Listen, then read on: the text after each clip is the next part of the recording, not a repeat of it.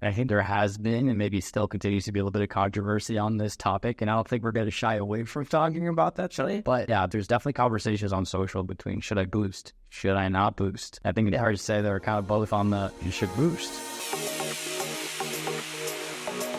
All right, so with that, let me just recently released the boosting feature, right? So we want to talk a little bit about that today. Do you mind kind of just starting us off by what did we release, right? What boosting did we release? Right, so Vista Social, we do one of our core functions is posting organic content, right, for customers. Customers use us to post organic content across a variety of networks. It has always been the desire of many customers to also be able to boost content, right, meaning to also turn it into paid ads effectively.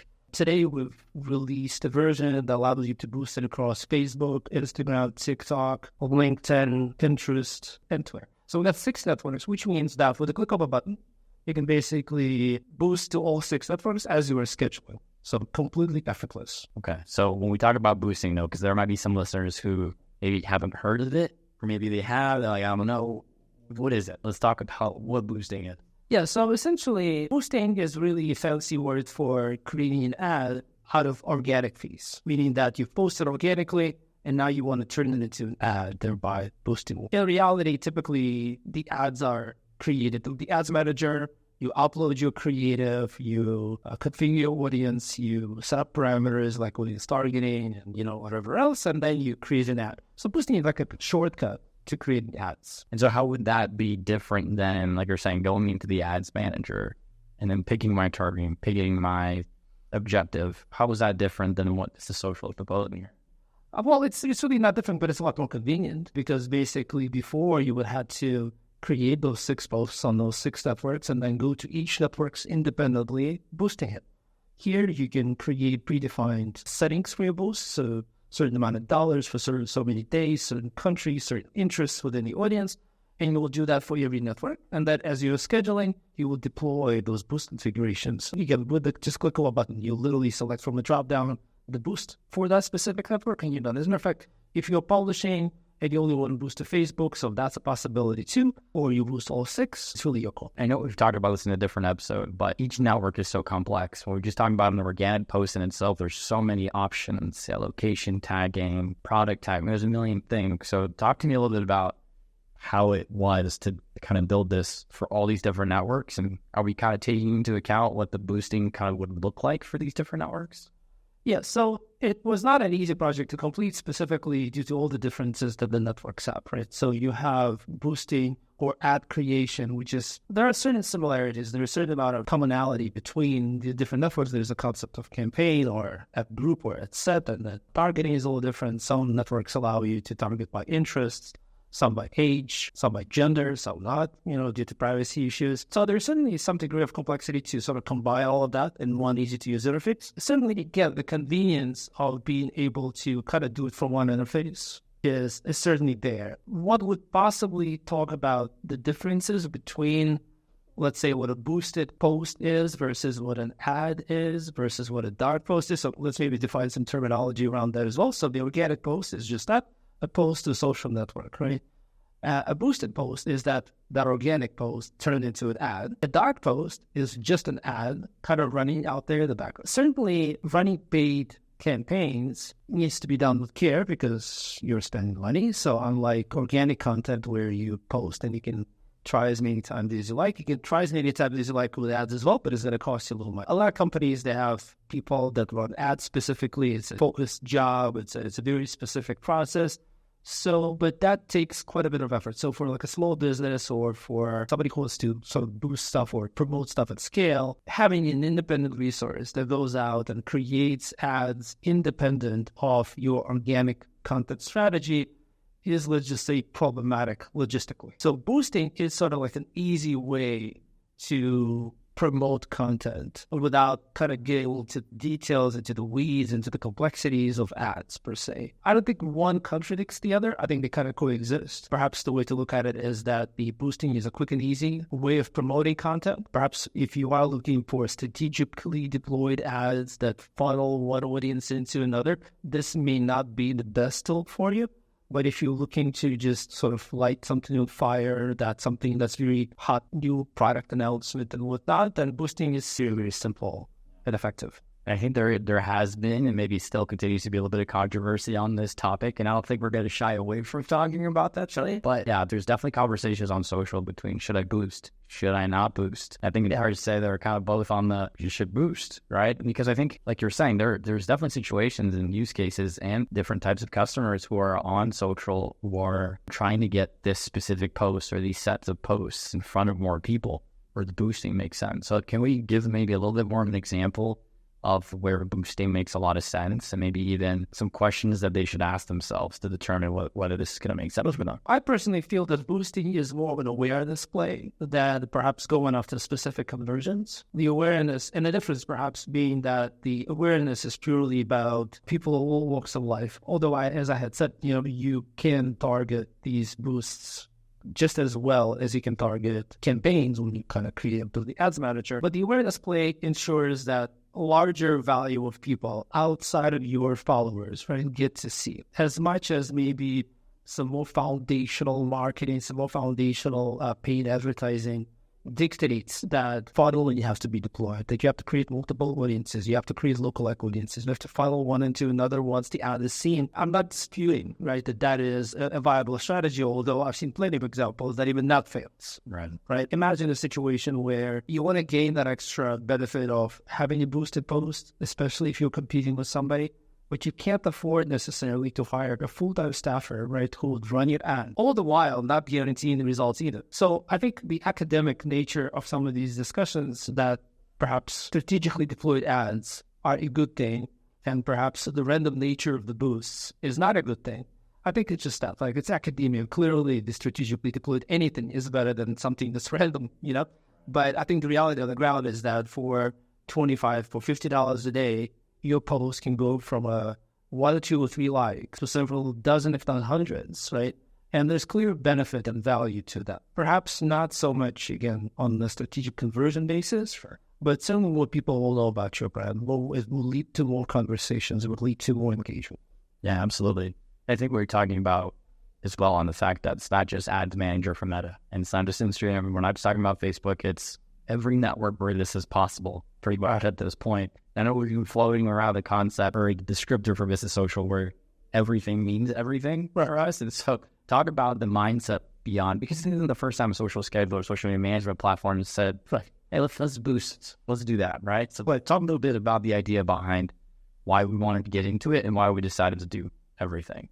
Right. So I think, again, we are certainly not the first SMM product to have boosting. Sprout has boosting for 3 networks, and please correct me if I'm wrong in comments. As far as I know, Facebook, Instagram, and perhaps LinkedIn. But again, if I'm wrong, please correct me, but certainly not more than 3, not by much. So for us, it's a half-baked approach, whereas we know for a fact that TikTok has boosting, Pinterest has boosting, Twitter, right, has the API. Yes, it's a little bit more. It took us an extra month to kind of get the project done just because we decided to do 6 networks instead of 3 or 2 or 1 or none like some of our competitors. So that's our nature, right? So we really like to develop a product that's complete. And I think that's the general spirit of Vista Social. It is not that we do the scheduling to Twitter and then somebody else doesn't. There are multiple tools that do scheduling for Twitter, but how many of them do threads? All of a sudden, the list is smaller. How many of them do allow you to attach images and videos to those threads? All of a sudden, the list is even smaller. How many of them have a threads generator? Because we felt like, generating a thread is cumbersome and difficult. So it's the depth of the features, and I think the boosting is emblematic of our overall thinking of how complete an SMM product should be and of how complete of an SMM product our customers deserve. So if you are using a product and somehow the product decides that you only need half of the networks, so I always question is why. So are you not on TikTok? Are you not applying the same strategies there as well? That's a good point. And I think from a product strategy perspective, there's always that constant focus of MVP. I need that minimum viable product to launch. And, maybe that is the industry accepted thing, but I think with us, with Vista Social, we've really tried to look at things holistically of, is this MVP going to be useful? Is it everything this a social media marketer is going to need? And I guess not doing 6 is not a complete product in our mindset. We really wanted to kind of drive that home. Yeah, and again, I think the name of the game here is one-stop shop, right? So you are scheduling an organic post, and unfortunately today, the value of the organic post is it's problematic to quantify, and it's very difficult to compete. A lot of brands are putting in money at their posts. They are boosting. They are running targeted ads, giving our users a tool that enables them to partake in this or at least be competitive, short of changing the overall processes to have that strategic ad mindset. That's really the value, right? So the value is in attempting to simplify, because even if you look at the way our boosting is configured, for those of you who haven't, it's literally one form. So we even try to consolidate all the permutations and variations that the boost configuration sometimes represents and all the complexities in it. Again, that could be viewed, some would view it as it's a more restrictive version of what the ads manager could do. And by no means that we're trying to compete with an ads manager. I mean, I don't know if you've been into one of these ads managers, but there's probably a book written for each of the 6, and the book is different. So here we are trying to consolidate everything into pretty much one form with a drop down for you to select. Because realistically, if you think about the feature, it's literally just a drop down and one form to configure those. So I think all in all, it's definitely a very well-placed and very valuable feature for absolutely any marketer, even if they have more strategic view of things, even if they are planning to do ads. Even when that materializes, great. But until that point, you can still compete effectively. Yeah, fair. Are there any restrictions, I guess, when we talk about boosting compared to, certain networks are going to have certain requirements, whether it's like going to have a certain budget minimum, things like that? Anything that a user should keep in mind, or a customer who's considering diving into boosting across these networks? Yeah, so I think some of the key complexity of creating ads for those users who haven't been in the ads manager is the sheer number of options. What would you like the goal to be? What would you want the bid strategy to be? What would you like the bid increment to be? But there are so many different sort of permutations and combinations of these values, and you could say that my goal is video views. Well, clearly you cannot boost a link post with a video view objective, right? So we take in our implementation quite a bit of that out of your sort of spectrum. It works and works really well for the vast majority of the users.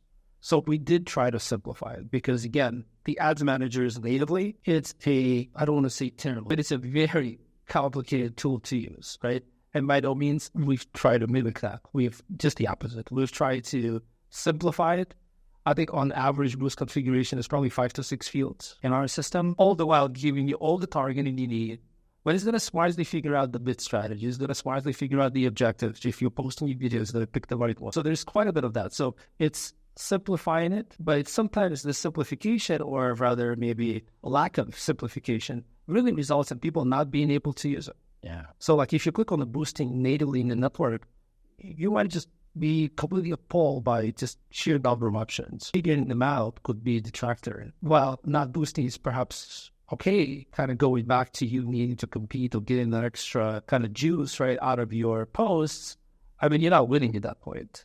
The fact that you're not utilizing the features is because it's sophisticated or complicated. Plus, again, you will be faced, if not for this, you'll be faced in really mastering all 6 ads managers, not just Facebook or Instagram or, I don't know, it almost takes a degree to be able to go and natively do all of that. Right, but that's not even a joke, because there are certifications.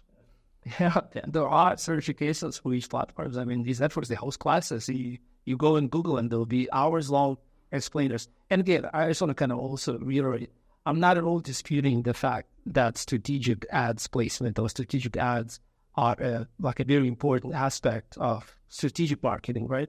But on a day-to-day basis, when you're trying to take a post, right, get a little bit more out of it at a very affordable price point, get extra followers because you just boosted, or get a few extra likes, which means extra pairs of eyes, right, on your post, that's a no-brainer. So especially, I think most boosts will be just maybe $50, maybe $100, maybe even less. So it really just depends on the budget. Is there any setup on the front end? I mean, obviously, when we talk about this social experience, we've really tried to simplify that into a drop-down and then a form to get that drop down before they even get to that point. What does some of the setup look like if we're going to go to TikTok? Sure. It's a fair question. There is one requirement that will have to be in place before you begin boosting, and that's the have registration for an ads account. You would need an ads account for every platform. You go to ads.pinterest.com and you create that account and put in the cart. Go to ads. I mean, luckily they all name the same. So that's one thing they have in common for sure. And we all have the same name. And then, so that way you have the ads account because all the billing, all the things are going to go through that. Arguably, you may not even need to go visit them again because all the boosting is going to happen within Vista and that'll be that. I do want to, for the sake of the people who are listening who are sticking out to the end, maybe drop a little sneak peek because honestly with ad management, there's so many things that we can do.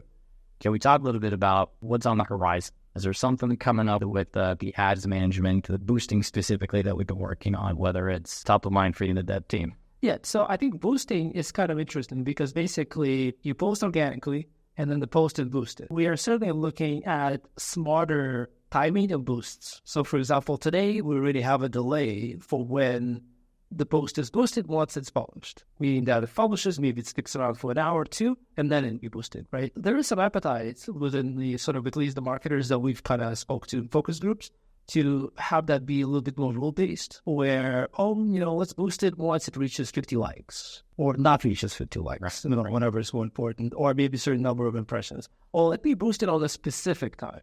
Not just a delay after publishing, but like on a specific time. These are some of the ad boosting related things, but I think there is a broader interest in dark posts. So dark posts are different in the sense that marketer typically, and this could be, by the way, subject for another podcast episode because it's a vast topic, but generally speaking, boosting is when you are able to post something organically and then you promote it. But in marketing, sometimes your organic content is geared towards your audience's very human touch, like your audience's very human perspective of you.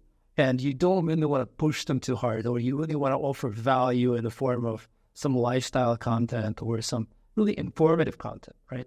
Versus in an ad, your tone of voice could be different. You could be more aggressive with your message and your business goal. Sometimes for that reason, having the organic post boost isn't really going to work in some cases. And that's where the dark post could come in, where you design the post within Vista, and then the post's going to be the ad only. So there's no organic version here. And this is where you can be more aggressive, the marketer that is. The marketer could be more aggressive, more to the point, ask for things that they will normally, because that doesn't show up in your feed. And that means and that also goes away. Meaning that, if you can be aggressive, you can offer a discount that nobody would know about or somehow. So that is some of the cool things I think that we are thinking about, at least on the paid side. And also the reporting. So it goes without saying that endless possibilities of reporting to deliver some understanding as to what the boosting is delivered for the user, with the organic content. There is some contemplation around recommending content. As a matter of fact, we are currently working on a beta test with TikTok team. There's like some AI algorithm that they are testing where the users could get recommendations on specific videos to boost. Not just based on the kind of just the basics like, boost out because that received the most likes, but they are using more sort of AI logic to determine that. So that's more of a probably mid-year range kind of a feature where that they have to complete the prototype. But all sorts of interesting even recommendation options could come around. Wow. And you mentioned one of the differences there on the dark social, which is time to show up on the feed. There's a lot around that, right? The comments, likes, they're not showing up in the feed. And so you've almost got to manage that inbox separately. So we talk about boosting. How does that tie into the inbox? If someone's boosting their organic post, so they expect to have all of their engagement show up in the same place? I think it's all now network specific. So some networks do allow us to capture, the comments and likes. We even have the comments on those ads and some don't. So I think those features, that's the kind of stuff that we will be thinking about right now. Those comments will not be in your inbox, but that is top of mind for us as well. Anything else about boosting that you feel like we should dive into? I mean, I think one of the big ones that I keep getting questions on is that comparison between dark social and the actual ad. The fact that it's not going to show up in your feed. The fact that there is, I'm going to say, you always need to decree in order to get into all those ad managers, in order to get this stuff set up. We've been able to kind of take that and break it down into something that is more simple, more attainable, easier to use, but no less powerful. Exposure. I think it's one or the other, and I don't think it's a zero-sum game. So I think boosting and doing something more strategic, they don't necessarily, preclude one another. We can do both. We can start with one. I think testing the waters and starting out with boosting or even use it as a long-term strategy is totally viable. It's like basically saying, say I need to exercise and I need to diet. But unless I can do both somehow, I shouldn't be doing either, right? So, or somehow one is more important than the other. So I don't think it's that. So I think it's perfectly fine to boost. It's perfectly fine to experiment. It's perfectly fine to think about the learning of the ads managers and one day, evolving into a more sort of strategic paid advertiser. But again, for a lot of brands, this is a non-issue. You can boost and be totally satisfied with the results. Well, great analogy to finish this off. For the listener, either watch us on YouTube or check us out on Spotify. Thank you guys for checking out this episode. We're going to be coming back next Wednesday, so make sure to subscribe if you're on YouTube. Yeah, sure. Share, comment. Absolutely. And send us some topics. We've been implementing and building social media management platforms for so long. I think I've been in the industry for about 15 years, Reggie about 10. So we have a lot of stuff to talk about, and we have a calendar of content. But if you have ideas and suggestions, let us know. Thanks, everybody. We'll see you next Wednesday. Bye.